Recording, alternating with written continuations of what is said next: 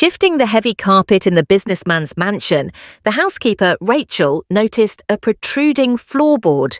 Beneath it was a child's drawing with the inscription, "Dad, find me."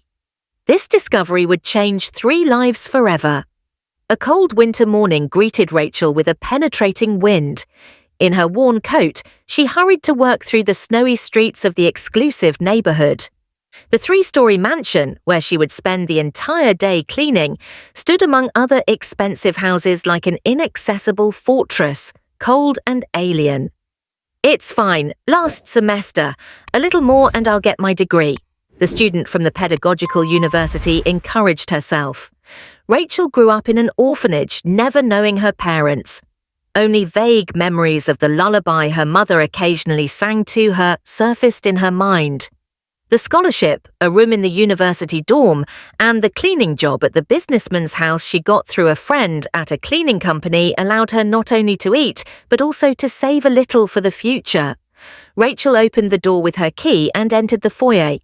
The house was quiet and, as always, impeccably clean. The scent of the owner's expensive cologne had already dissipated. John Nicholson was rarely there. He preferred to spend his time on business trips or at professional meetings in restaurants, but he demanded that his home always be sparkling clean in case he ever had to host important guests or business partners. The young woman turned on the light in the enormous living room and sighed. Ahead of her was a deep clean. The owner had called yesterday and warned her that he would be away for a week and the house had to be like new upon his return. She took off her coat, changed into her work clothes, and put on thin rubber gloves. Although she knew they wouldn't protect her from the cleaning products, her hands were already covered in small cracks. Soft music played in her headphones, helping her concentrate on the monotonous work. Rachel worked methodically. First the dust from the high shelves, then the windows, the mirrors, the furniture, and finally the floor. There were real antiques, figurines, silverware, a carved coffee table, a chair with velvet upholstery. The young woman carefully cleaned each object, trying not to damage the valuable pieces. What would it be like to live among such wealth, she thought, as she cleaned the huge window, behind which a perfectly manicured garden was visible. Even in winter it looked majestic with its lightly snow-dusted shrubs. She had never seen John strolling there. In fact, from what she could tell, the house seemed more like a museum or a movie set. Austere and without personality, with no family photos or heirlooms, just valuable paintings and designer furniture. Mid-morning, Rachel reached the Persian rug in the living room. This rug, which took up almost the entire central part of the room, was a true work of art. She normally just vacuumed it, but today she had to move it to carefully clean the parquet floor underneath. Rachel laboriously moved the carpet. The parquet shone, but her attentive gaze noticed that one of the boards was slightly raised above the others. It was probably due to temperature changes, she thought, deciding to check the damage. She carefully pressed the protruding board, and it gave way easily. Surprised, Rachel lifted it. Underneath the parquet, she found a small hollow, and inside was a quarter-folded sheet of plain paper. Rachel had never allowed herself to touch the owner's belongings, but her curiosity got the better of her.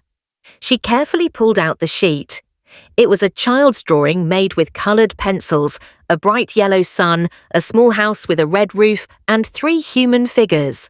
A large one with the inscription "Dad", a small one with "Me", and a medium-sized one with a blurred smudge instead of a signature. Below, in clumsy child's handwriting, it read, "Dad, I miss you so much. I hope you find me. Your daughter, Stacy." Rachel stood motionless, reading the words again. John has a daughter. In 2 years of working in that house, she had never seen the slightest hint of a child. No toys, no photos, not even a room that could belong to a girl. She carefully folded the drawing and put it back in its place, carefully closing the hollow with the floorboard. Something told her that this discovery was very important, but she didn't dare cross any boundaries. After finishing the cleaning and returning the carpet to its place, she spent a long time recalling those moving words. Who is this Stacy? Why isn't she with her father? And does John even know about the note? These questions didn't let her rest all night, or even during her university classes. Rachel distractedly took notes on educational psychology, but the child's drawing with the simple human figures kept floating before her eyes. 3 days later, when she returned to work, a surprise awaited her. The light in the house was on, and muffled sounds came from the second-floor office. John had returned earlier than expected. Rachel silently went up the stairs and stopped in front of the office door. She didn't like to interrupt the owner and usually tried to do her work discreetly. "May I?" she asked cautiously. "Come in," a tired voice replied. John was sitting behind a huge desk surrounded by papers. He looked exhausted. His tie was askew, the top buttons of his shirt were unbuttoned. His hair was disheveled, and there were dark circles under his eyes as if he hadn't slept for several nights. "Good afternoon, John. I didn't expect to find you here today. If I'm bothering you, I can come back another day." The man lifted his inflamed eyes to her. No, work, Rachel. I came back early for personal reasons." She nodded and was about to leave, but the owner unexpectedly stopped her. "Wait, I wanted to ask you something." He was silent for a moment, as if choosing his words. "During the cleaning, did you find anything unusual around here? Maybe some papers? Old things?" Rachel's heart skipped a beat. The note. He's looking for his daughter's note, but why is he asking now? "Anything in particular?" she asked cautiously, not daring to immediately confess what she had found. John Nicholson ran a hand over his face, as if trying to wipe away the fatigue. His gaze, usually confident, now showed helplessness. "No," he just waved his hand. "It doesn't matter. Continue with your work." Rachel left the office, but her thoughts about the note wouldn't leave her alone. She did her work mechanically, all the while thinking about whether she should tell him what she had found. On one hand, it was personal. On the other, the owner was clearly looking for something, and it was hurting him. After 2 hours of working in the house and finishing the cleaning of the first floor, Rachel made a decision. She went back up to the office and knocked again. "John, may I bother you?" The man lifted his head from the papers. "Yes, Rachel." "I need to tell you something," she said quietly. "During the deep clean, I found something under the parquet in the living room. A note." The businessman straightened up abruptly. A mix of anxiety and hope appeared in his eyes. "Show me," he said in a whisper, getting up from the table. Rachel went to the living room and John Nicholson followed her. She carefully moved the rug aside, knelt down, lifted the floorboard, and with delicate fingers pulled out the folded paper, extending it to the owner of the house. John's hands visibly trembled as he unfolded the paper. He sank onto the sofa with difficulty, never taking his eyes off the child's message. "This Stacy," he whispered, touching the uneven letters with his fingers. "My little Stacy." Rachel stood still, not knowing what to do. It was the first time she had seen this strong man so vulnerable. It seemed that his entire armor as a successful businessman crumbled just from looking at the child's drawing. "I'm sorry if I shouldn't have touched it," the young woman said softly. "I didn't mean to intrude on your space." John had tears in his eyes. "No, you did the right thing, Rachel. This is the note. I've been looking for it. I've been searching for years and couldn't find it." He was silent, looking at the drawing again, as if he couldn't stop staring at it. "I'm sorry. I didn't know you had a daughter," Rachel said cautiously, sitting on the edge of the chair across from him. "I do," he replied softly, "but I haven't seen her in 7 years. My ex-wife. Someone manipulated her, took Stacy and hid her, so much so that not even detectives could find them." A heavy silence fell over the living room. John remained seated, leaning over the child's drawing. His broad shoulders were slumped. Rachel had never seen him like this, without his usual mask of confidence and professionalism. Now, in front of her was a father who had lost the most valuable thing. "Can I make you some tea?" she asked gently, feeling awkward about witnessing such a personal moment. John nodded distractedly.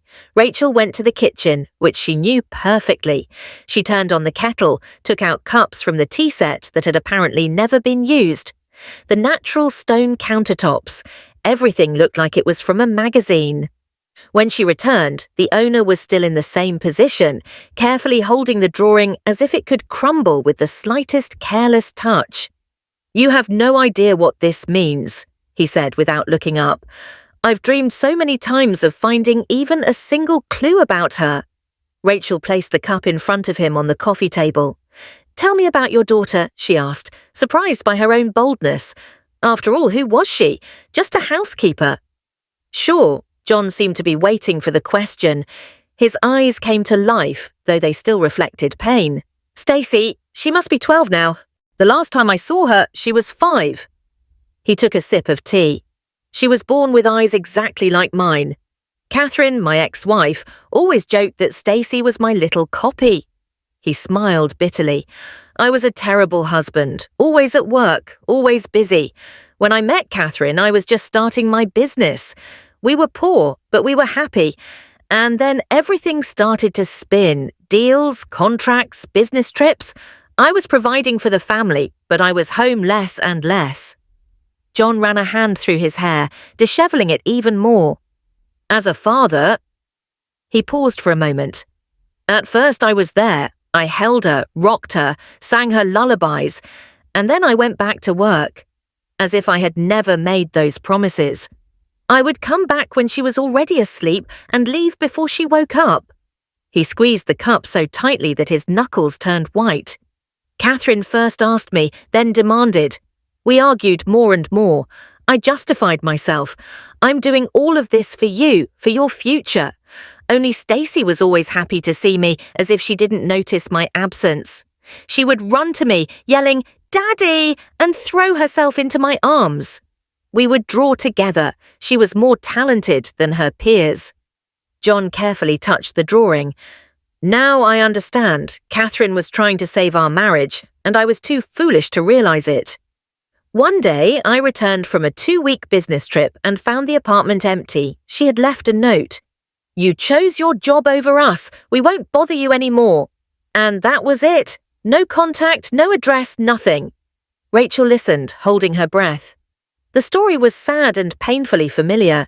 How many families had been destroyed by the pursuit of money and success? "I hired detectives, the best of the best," John continued. "They found out that Catherine withdrew all the money from the account, took Stacey's documents from kindergarten and disappeared. Maybe she changed her last name, maybe she left the country. Not a single clue. There was a time," he paused for a moment, "when a postcard from Stacey arrived on my birthday with no return address, and then that stopped too." He looked up at Rachel.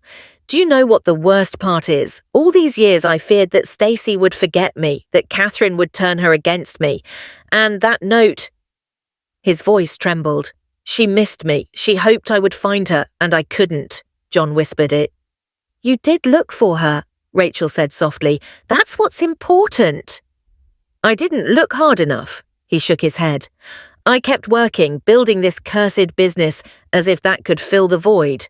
I bought this huge house thinking that one day she would come back, that she would live here. I saved all her toys, all the drawings that were left. There..." He paused and exhaled with difficulty. "In the room upstairs, locked." John put the cup on the table and covered his face with his hands. "The worst part is I don't even know. Is she okay? Is she healthy? Is she happy?" In his voice was such despair that Rachel's heart ached. She knew that feeling too well, not knowing where your loved ones are, if they're okay, if they think of you. "And when did that note get here?" she asked. "Do you remember when it might have been under the parquet?" John lowered his hands and looked at the girl. 2 years ago, I was renovating the living room. The contractors were working, changing the lighting, replacing the parquet. The note could have been there before the renovation or during it. Could one of the workers have been bribed by Catherine to deliver the letter? I don't know." He got up and began to walk slowly around the room, as if trying to comprehend what was happening. "I don't know what to think anymore. All this uncertainty is driving me crazy. 7 years without a single word. And suddenly I discover that my daughter wrote to me, called out to me, and I didn't hear her call." Rachel looked at him. the strong, dominant man, accustomed to controlling everything, and now a defeated, lost father, and a wave of compassion rose in her soul. She too had once hoped, she had dreamed. "I used to imagine that my parents were looking for me," she said quietly. "I would invent whole stories about how they had lost me by a terrible accident, but never stopped looking. Every time adults came to the orphanage, I hoped to see familiar faces among them. I remember once I dreamed of my mother. She sang me a lullaby and promised to come back." John stopped and looked at her. It seemed that he was finally truly seeing Rachel, not as a housekeeper, not as part of the furniture in his desolate house, but as a living person, someone close to him in their pain. "They never came for you," he said almost sadly. Rachel shook her head. "No, they probably weren't alive anymore, but that's not the point. I know what it's like to hope, but your daughter, unlike me, knows for sure that her father is out there, that he loves her. She left you this note as a thread, as a bond that neither fear nor separation could break. And now, when you found her message, you can't give up." John walked to the window. Outside, the garden was covered in snow, white and silent. "I don't know where to start. The detectives hit a dead end. All the legal methods of searching have been exhausted. Catherine clearly doesn't want me to find her." Rachel thought for a moment. She knew the system from the inside, the orphanages, the shelters, the bureaucracy, and the forgotten files with broken destinies. "John," she began cautiously, "did you ever think that something might have happened to your ex-wife?" He turned abruptly to her. "What do you mean?" "Just a guess." Rachel nervously rubbed the edge of her blouse. "What if something happened to Catherine, and Stacey ended up in the system, in an orphanage or foster care?" The man's face paled. My God, I hadn't thought of that." "But," Rachel continued, "the detectives checked the orphanage records, right? If Catherine changed her last name, then Stacey could have entered the system under a different name." "But," he began, confused, "the databases have already been checked." "They're not always updated on time, especially in small towns," she said calmly. "Everything there is still done the old-fashioned way. And besides, I know people in the orphanages, in the child protection services. I can help. I know the system from the inside and can find what ordinary detectives won't." John raised his eyebrows in surprise. "Why do you want to help me?" Rachel shrugged, searching for words. "Because I know what it's like to be a child waiting to be found, and what it's like to be an adult who can't find their way back to their child." She stood up and walked over to him. "If Catherine is fine and just hiding, we won't find anything. But if there's any chance, no matter how small, that Stacey is in the system under another name or in another city, we have to check it out." In John's eyes, for the first time in the entire conversation, hope shone. "Do you really think you can find what the professionals couldn't?" "I don't know," Rachel replied honestly, "but I know how the system works from the inside. I know where to look for the cracks and who to turn to. And most importantly, I know what it means for a child to be found." He nodded slowly, as if making an important decision. "Okay, what do you need to start?" "Photographs and all the information you have. Distinctive features, habits, talents, anything that can help identify her, even if she's under another name." John walked decisively towards the stairs. "Come on, I'll show you." They went up to the third floor, where John stopped in front of a simple white door. His hand trembled a little as he took the key from his pocket. "I haven't been in here for several years." The room behind the door was a bright children's room with pink curtains and ladybug wallpaper. A canopy bed, shelves full of children's books, toys and crafts. Everything was tidy, as if the owner of the room had just left and would return at any moment. John went to a dresser and opened the top drawer, pulling out a pink-covered album. "Here are all the photos from her years," he said in a raspy voice. "And here," he pointed to a box on the shelf, "are all the documents I have left, a copy of her birth certificate, the medical records from the clinic." Rachel carefully took the album. On the first page was a photo of a small newborn girl in the arms of her happy parents. The young John, without a single grey hair, and a beautiful woman with long brown hair, looked at the child with adoration. "She has a mole behind her right ear," John said, turning the pages of the album and showing photos of the growing girl, "and a small scar on her knee. She fell off her bike when she was 4, and she never braided the right side of her hair, only the left.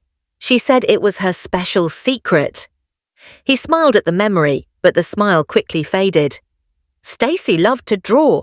She could sit for hours with her sketchbook, and she loved animals. We had a cat named Mac. She was inseparable from him. Rachel listened, taking mental notes. All these details could be invaluable in the search. And what else? Did she have any special talents or character traits? John thought for a moment. She was very sociable, made friends easily. She had an incredible memory for poems. She could memorize a long poem on the first try. Catherine said she had perfect pitch.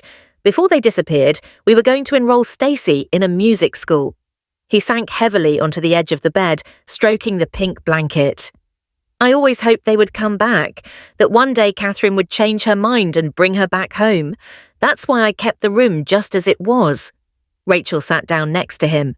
"We'll find her," she said firmly. "I can't promise it will be quick or easy, but we'll do everything we can." John looked at her with gratitude. "Why are you helping me, Rachel? After all, I'm just an employer to you." She was silent, organizing her thoughts. "When I was little in the orphanage, I always imagined that there was a father looking for me and couldn't find me, that he was suffering from the separation just like I was. That helped me not to feel abandoned, worthless. And now I see that father in front of me who didn't lose his daughter by his own will and who desperately wants to find her. If I can help even one family reunite, it will mean that my life has meaning." A silence settled in the room, interrupted only by the ticking of a children's clock on the wall. Two people, so different in their social standing, but united by the common pain of loss, sat shoulder to shoulder, looking at the photographs of the happy girl who somewhere out there was hoping her father would find her. "Where do we start?" John finally asked.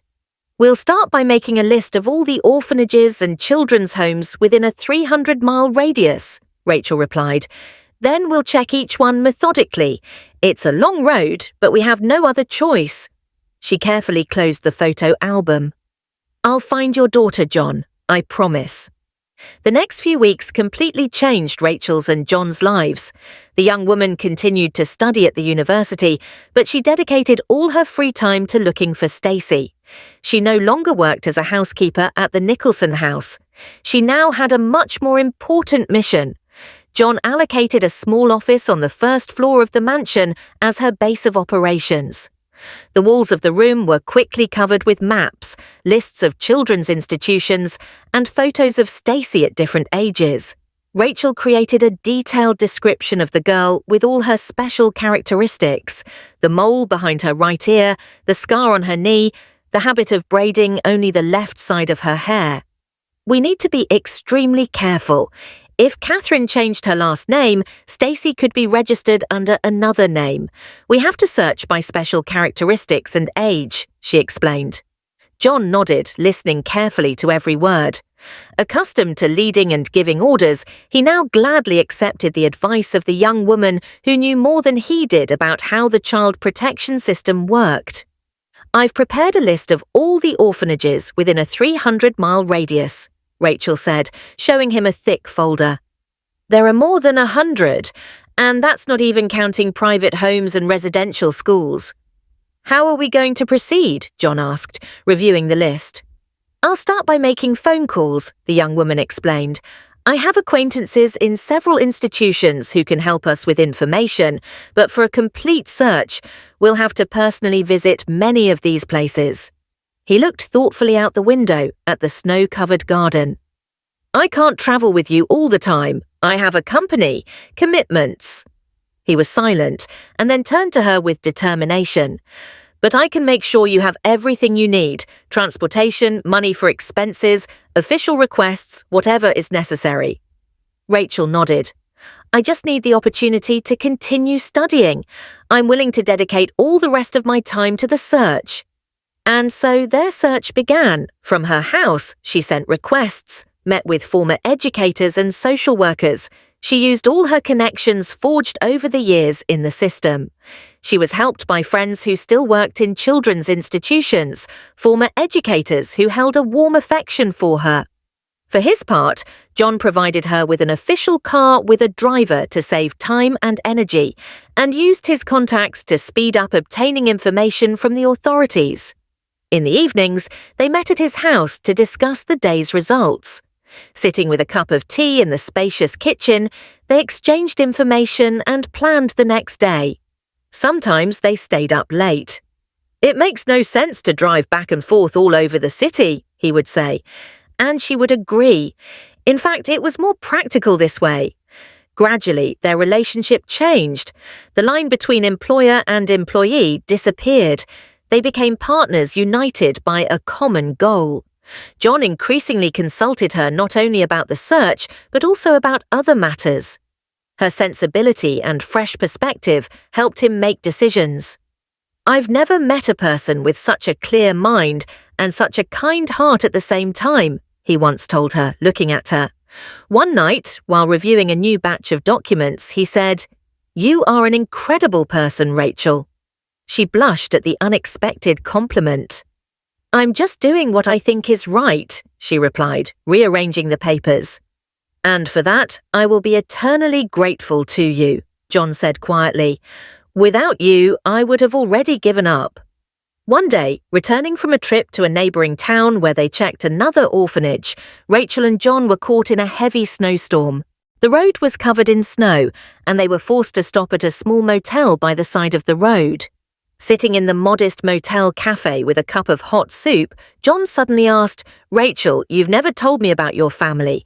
Do you know anything about your parents?" "Almost nothing," she replied, gathering her thoughts. "My personal file said I was found at the train station with a note indicating my name and date of birth. I was about a year old. There was no other information about my parents." John shook his head. "And you never tried to find them?" "I did when I was a teenager." Rachel smiled weakly. "I thought there had been some mistake, that I had been accidentally lost and that they were looking for me. I even placed an ad in the newspaper when I turned 16, but no one responded." She was silent, looking out the window at the falling snow. "Then I realized that the most important thing isn't who gave birth to you, but who loves you. And I decided that one day I would have my own family where no one would ever feel abandoned." John looked at her with deep respect. "You are an incredibly strong person, Rachel. Many people in your place would have become bitter." "It doesn't change anything," she replied simply. "It only destroys you from the inside. I prefer to believe that everything happens for a reason," Rachel continued. "Maybe my time in the orphanage was necessary so that I could later help other children or to find you and help you find Stacy." Something new shone in his eyes. Not just gratitude or respect, but a much more personal feeling. But he quickly looked away, returning to the conversation about the plans for the next day. The weeks turned into months. They had already checked more than 20 orphanages and institutions, but they found no trace of Stacy. Rachel saw how with each failure, John lost more hope. "We haven't even checked half the list yet," the young woman would tell him when she noticed despair in his eyes. "She's waiting somewhere, I'm sure." They continued the search. Rachel passed her winter university exams, and despite John's suggestion to take a break from the search during her exams, she continued to call orphanages and check new leads. Spring arrived, the snow melted, revealing the first branches and greenery. On one of those days, when Rachel was in her makeshift office, she received a call from a friend who worked in the guardianship department of a small town in the neighboring region. "Rachel, I think I have some information for you," the woman said. "In our lists, we have a 12-year-old named Stacy Johnson. She entered a residential school about a year ago after the death of her mother, who had raised her alone." Rachel's heart began to beat faster. "Any special characteristics?" In her medical history, a mole behind her right ear is noted, and a scar on her knee, And there's another peculiarity. The girl absolutely refuses to braid the right side of her head, only the left. She says it's her secret signal to someone. Rachel could barely contain a cry. These were precisely the special characteristics that John had mentioned. And what is known about the mother? Not much. Her name was Catherine Johnson. She died of cancer a year ago. They lived here for about 6 years, quite isolated. Catherine worked as an accountant for a local company. There's no information about the girl's father. Do you have any photos of the girl or the mother? We're sure to have a photo of the girl in the file, but I'm not sure about the mother. I'd have to check the documents. Rachel quickly wrote down the information, trying not to let a single detail escape. Nancy, this is so important. Can we come and review the documents and maybe see the girl? Of course, Rachel, anything for you. You know, I still remember how you helped me with those reports when you did your internship. After the call, Rachel couldn't stay still. He was at work. John, we have a lead, she exclaimed as soon as he answered the phone. There's a girl in a residential school named Stacy with a mole behind her right ear, a scar on her knee, and the habit of braiding only the left side. The other end of the line was silent. Are you sure? He finally asked in a raspy voice. A reliable person from the guardianship services told me. The girl lost her mother, Catherine Johnson. The age matches, the characteristics too. I think it could be her. Rachel, I'm on my way, John said briefly before hanging up. In half an hour, he was already at home. Rachel had never seen him so nervous. Usually so composed and calm, he now couldn't find a place to stand. What if it's not her? He said, pacing back and forth in the room. What if it's just a coincidence? I don't know if I can handle another failure. Rachel went to him and carefully placed her hand on his shoulder. We're not going to make assumptions. We'll go and check. But so many coincidences at once. I don't think this can be a coincidence. They left the next morning. The road to the shelter took almost 4 hours on bad roads. John was silent the entire way, gripping the steering wheel tightly. Rachel understood his state and didn't try to start a conversation. At the social services department, they were met by Nancy, a portly woman with kind eyes, an old acquaintance of Rachel's. Rachel, how you've grown! She hugged her. You've become a real beauty. Then she turned to John Nicholson. Are you the girl's father? She asked directly. Possibly, John replied cautiously. We would like to see the documents if possible, and the girl herself. Nancy nodded and led them to her office. There she took a folder with the file from a safe. Here are all of Stacy Johnson's documents, including the birth certificate, medical card, and the mother's death certificate. John opened the folder with trembling hands. The first thing he saw was a photo of a thin girl with blonde pigtails and serious eyes. He looked at it, and his eyes filled with tears. It's her, he whispered. It's my Stacy. He turned the page and saw a copy of the mother's passport. The photo was blurry, but even through the grainy texture of the copy, he recognized the features of the woman he had once loved. Catherine, his voice trembled. So she really died. Nancy looked at him with sympathy. Cancer, she said softly. She fought it for about a year, but the disease was already at an advanced stage when it was discovered. The girl was left completely alone. Nothing is known about her relatives. John covered his face with his hands. Rachel saw his fingers tremble. As complicated as his relationship with Catherine had been, they had once loved each other. And now the understanding that his ex-wife had died forever, taking with her the mystery of their breakup, was a hard blow. Can we see Stacy? Rachel asked quietly. Yes, she's at the residential school. It's not far from here, Nancy replied. But before you meet, I must warn you. The girl has suffered a great trauma. She is very withdrawn, barely interacts with anyone. Be gentle with her. They went to the residential school, an old grade 2-story building surrounded by a fence. Children were playing in the yard, but it was clear that the institution was not wealthy. Old swings, peeling paint on the walls. In the director's office, a new conversation awaited them. A dry woman with a strict bun carefully studied the documents that John had presented. Yes, we do have a Stacey Johnson, she confirmed. But you say her real last name is Nicholson. Yes, John replied firmly. I am her father.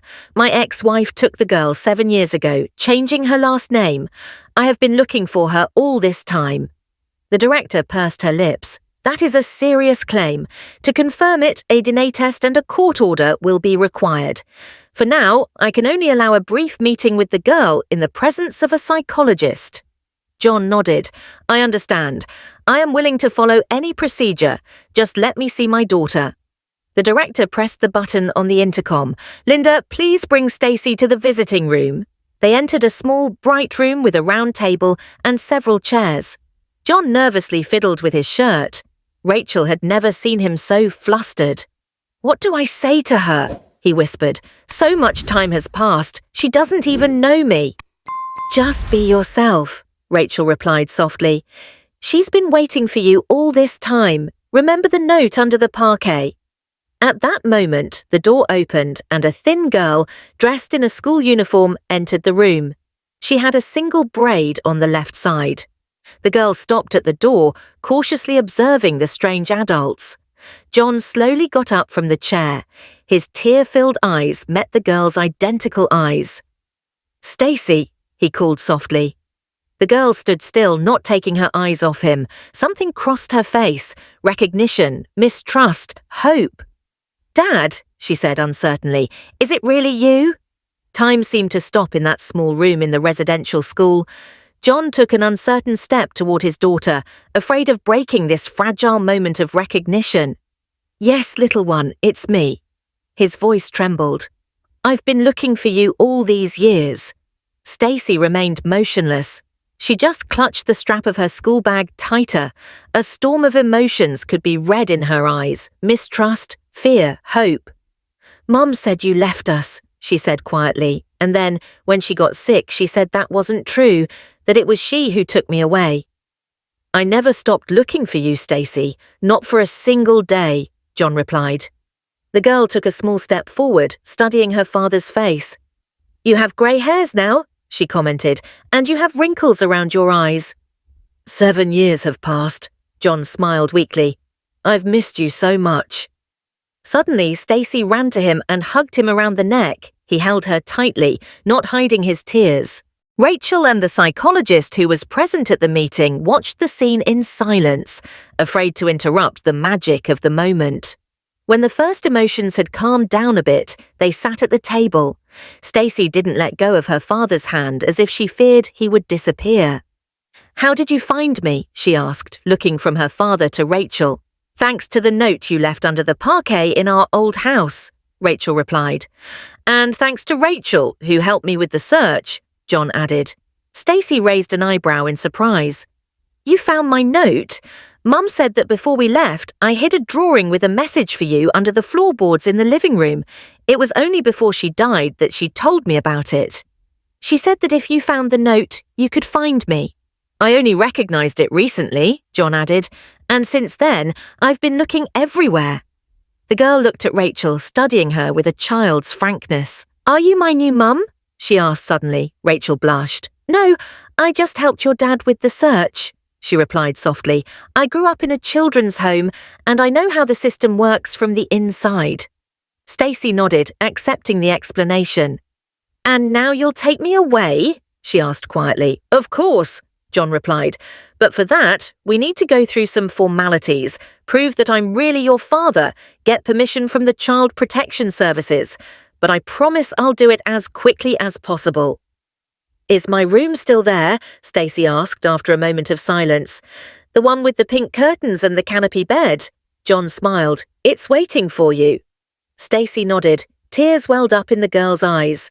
Mum was very sick before she died, she said quietly. All the time she apologized to me and to you. She said she made a big mistake by taking me away, that she wanted to punish you, but in the end, she punished both of us, me and herself. John lowered his head. We are both responsible for what happened. I was too busy with work.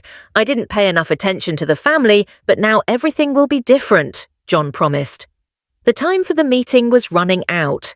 The director of the residential school reminded them that it was time to say goodbye. "I'll be back tomorrow," John promised his daughter, "and I'll come every day until we resolve all the formalities." Stacy hugged him tightly to say goodbye. "I knew you would find me," she whispered. "I always believed it." The next few weeks became a bureaucratic marathon. John hired the best lawyers to speed up the process. A DNA test was performed that confirmed his paternity. All the necessary documents were gathered, and verifications were done by Child Protection Services. Rachel helped with everything, using her knowledge and contacts. She told him which documents were needed first, who to talk to, how to correctly fill out the requests. John spent all his free time with his daughter, bringing her books, toys, and treats. But the most valuable thing for Stacy were those hours of conversation with her father, when she could tell him everything that had happened in her life during all those years. Rachel often accompanied John on these trips. Gradually, Stacy got used to her. She began to trust her. A special relationship formed between the girl and the young woman. Having grown up without parents, they both learned to value every minute of family warmth. "Rachel, do you know how to braid hair?" Stacy once asked. "I'm not very good at it," Rachel replied, "and the girls laugh because I only have one braid." "I know how," Rachel smiled out. "Do you want me to show you different ways to braid?" Since then, they created their own ritual. At each meeting, Rachel braided Stacy's hair with intricate braids. They talked about books and dreams. Finally, after a month, all the formalities were completed. John received official permission to take his daughter home. That day, he arrived at the residential school with a large bouquet of odd flowers for the director and gifts for the staff who had cared for Stacy. "Thank you for everything you did for my daughter," he said, shaking the director's hand. "I know the conditions here are not the best, but you did everything you could." Stacy gathered her few belongings in a small bag. Most of her clothes and toys had been left in the apartment that she and her mum had rented, and after Catherine's death, the landlords had sold them. "It's okay," John said, seeing how modest his daughter's luggage was. "We'll buy everything you need." Before leaving, Stacy walked through the residential school, saying goodbye to the educators and her friends. Many children looked at her with envy. Few of them could expect their father to come looking for them, to take them to a real home. "I'll visit," Stacy promised her best friend, Mia, hugging her tightly, "and I'll invite you to my house when we're settled in." The drive home was full of conversations. Stacy asked her father about his life, about the house, about how the city had changed over all those years. Rachel was in the back seat, letting the father and daughter enjoy those hours of reunion. When they arrived at the mansion, Stacy's eyes widened. "Is this our house?" she asked in disbelief. "It's so big." "Yes," John replied. "I thought that one day you would come back and you should have a real house with a garden where you can walk and a big room where you can play." They went inside. Stacy walked through the house as if she were in a fairy tale. Spacious rooms, expensive furniture. All of it was so different from the small apartment she and her mum had rented for the last few years, and much more different than the residential school. "Come on, I'll show you your room," John said, taking his daughter's hand. They went up to the third floor and the father opened a white door. Stacy stopped at the threshold. The room looked exactly as it did in her memories. Pink curtains, a canopy bed, books and toys, only everything seemed a little smaller. Or had she just grown over the years? "My old toys!" Stacy exclaimed, rushing to the shelf where a teddy bear with a worn ear sat. "Mr. Bill, I missed you so much," she said, hugging the toy to her chest as tears rolled down her cheeks. John hugged his daughter, feeling his own throat tighten with emotion. "Now everything will be okay," he whispered. "You're home." The first few days weren't easy. Stacy was getting used to her new life, to the enormous house, to the father she hadn't seen in 7 years. She often woke up at night with nightmares, calling for her mum. John would go to her room, sit by her side, holding her hand until she fell asleep again. Rachel often stayed at the house, helping Stacy adapt and reduce her stress level, teaching her how to handle the emotional outbursts that inevitably arose after the loss of her mother and such a big change in her life. "She needs time," Rachel explained. "Be patient. Give her space for her sadness. but also show that life goes on. John radically changed his lifestyle. He reduced his work hours and hired assistants to spend more time with his daughter. They went to the movies together, to the amusement park, everything Stacey had been deprived of in recent years. Slowly, their life began to stabilize. Stacey started at a new school where she quickly made friends. Her room was gradually filled with new things: posters of modern musicians, books for teenagers, small colorful trinkets. The old toys were moved to the highest shelf, making room for new, more adult interests. In the fall, Stacey gradually adapted to her new school and her father's home. The first few months were not easy. There were nights with tears, sudden mood swings, and days of silence when the girl locked herself in her room with a photo of her mum. But gradually, the wounds began to heal.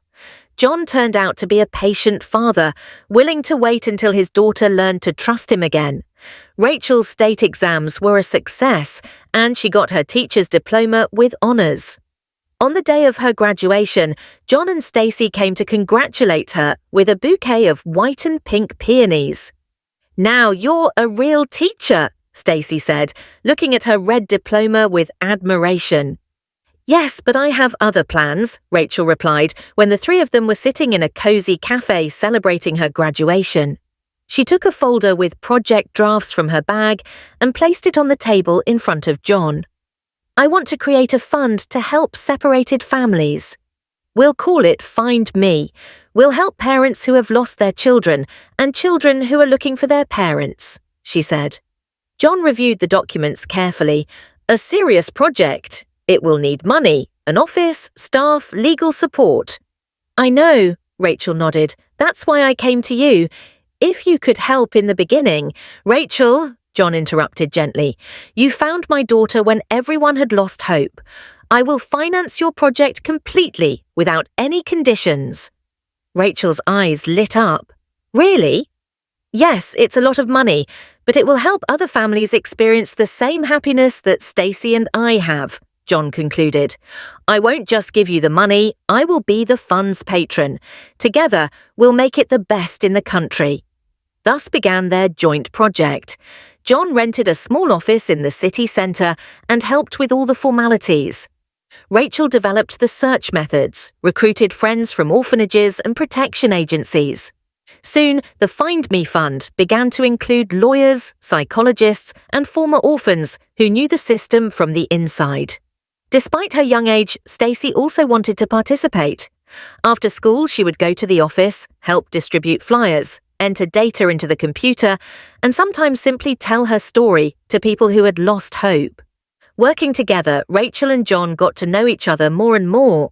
She saw in him not only a successful businessman, but a caring father, a reliable friend, a man with deep feelings. He valued her kindness, intelligence, energy, and dedication. The fund's first success came after 6 months of work. They helped a woman find her son, whom her ex-husband had taken to another city and hidden for 5 years. When the mother and child finally reunited in the fund's office, no one could hold back their tears. This story appeared in the local newspapers, and people began to talk about the fund. "See, we're making it happen," John said when he and Rachel stayed late, reviewing new applications. "Yes, thanks to you," Rachel corrected him. "What do you think about us using first names?" John suddenly suggested. "We've been through so much together, and you still talk to me as if I were your boss." Rachel blushed. "It's a habit. Okay, I'll use first names."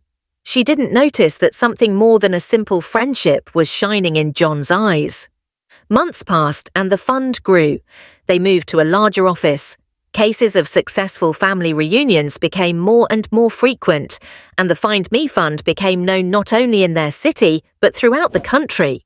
People from different regions came to them, and they tried to help each one. Meanwhile, Stacey transformed from a clumsy girl into a confident young woman.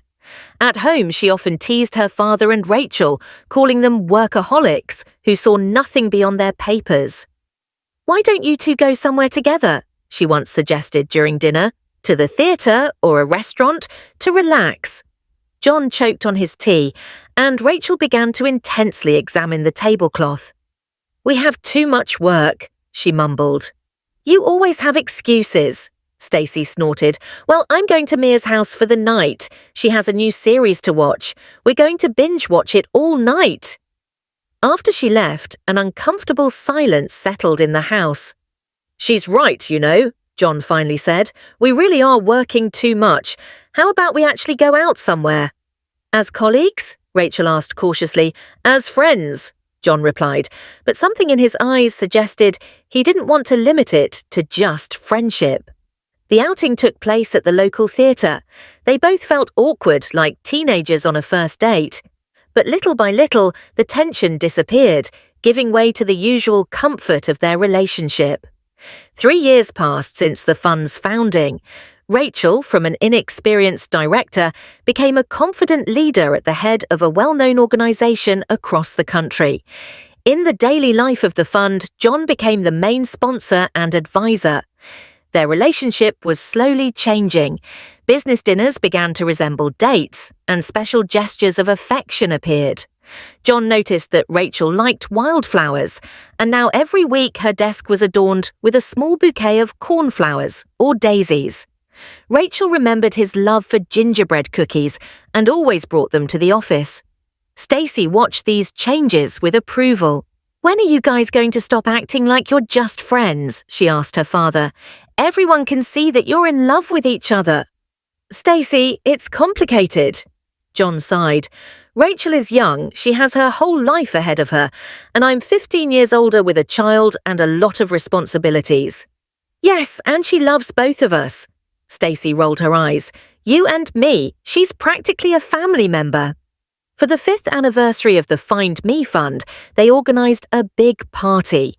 By then, thanks to their help, more than 300 families had been reunited. Dozens of people they had helped, government representatives and sponsors, attended the event. Rachel, dressed in an elegant blue dress, gave a speech on stage, talking about the importance of not losing hope. "Every child deserves a family," she said, "and every parent has the right to find their biological child. Our fund will continue to work as long as there is a need." John watched her from the audience, and his eyes shone with admiration. In the evening, as they were driving home, he suddenly suggested, "Why don't we take a walk along the waterfront? The night is so warm." They walked along the river, talking about the party, about the fund's plans, and about Stacey, who was preparing to go to college. John stopped and turned to Rachel. "You know, I've wanted to say this for a long time," he hesitated. "You have become an indispensable part of our lives, mine and Stacey's, and I can't imagine the future without you." Rachel held her breath. "What do you mean?" "That I love you," John replied simply, "and if you feel the same way—" He didn't have time to finish. Rachel stood on her tiptoes and kissed him. "I love you too," she whispered. "I have for a long time." Their relationship had long been a deep feeling that everyone around them approved of, especially Stacey. The girl already considered Rachel her second mother and was happy that her father had finally decided to confess his feelings. "Just don't take 10 years to get married like you did with the confession," she joked. Rachel moved into his house, which was now truly full of life. The formerly cold and lifeless mansion became a real family home. On Stacey's 17th birthday, they decided to celebrate it in a special way. John organised a party in the garden, inviting his daughter's friends and close family friends. Stacey, now more adult and beautiful, was the centre of attention, receiving congratulations and gifts. After the cake and candles, John suddenly asked for silence, took Rachel's hand and led her to the centre of the circle. "5 years ago, an accidental discovery changed our lives," he began, addressing the guests. "A small note under the parquet helped me find my daughter, and my daughter helped me find love." He turned to Rachel. "You have brought light back into our home. You have become our family. And today on Stacey's birthday, I want to ask you something." He knelt down and took a small velvet box from his pocket. "Rachel, will you marry me?" In the silence that followed, Only the admiring gasps of the guests and the sobbing of Stacy, who didn't even try to hide her tears of joy, could be heard. Rachel, who had dreamed her whole life of a real family, looked at the man in front of her, at the ring with the sparkling stone, and at the girl who already considered her mother. "Yes," she replied simply. "Of course, yes." John put the ring on her finger, and Stacy rushed to hug them both. "Finally," she laughed through her tears. "Now we're a real family." The wedding was celebrated 2 months later, a modest but beautiful ceremony in the same garden where the proposal was made. Stacy was the maid of honor and shone with happiness just as much as the newlyweds. One of the most touching moments of the ceremony was when Stacy's child's drawing, found under the parquet, was displayed in a beautiful frame made of Karelian birch. "This drawing united our destinies," John said. "May it always remind us that hope never dies, and that sometimes we just need to give destiny a little push." The drawing took a place of honor in their house, in the living room, where every guest could see it. It became the symbol of their unusual story, of how an accidental discovery led to the reunion of a father and his daughter, to the creation of a fund that helped other families, and to the discovery of the love and happiness that Rachel had dreamed of her whole life. The Find Me charitable fund continued its work. Each new story of reunited families was a reminder to those who had lost hope that miracles happen, that the broken threads of destiny can be reconnected if you don't lose faith and believe in the best. And the little note under the parquet, once written by a 5-year-old girl who missed her father, remained as a testament that love can overcome any obstacle. Stacy looked at the drawing and smiled. "You know, I was always sure that Rachel would be our mum." "Where did you get so much certainty?" John asked, surprised. "I just knew it," Stacy smiled. "Some things are just destined to happen. You just have to give destiny a little push."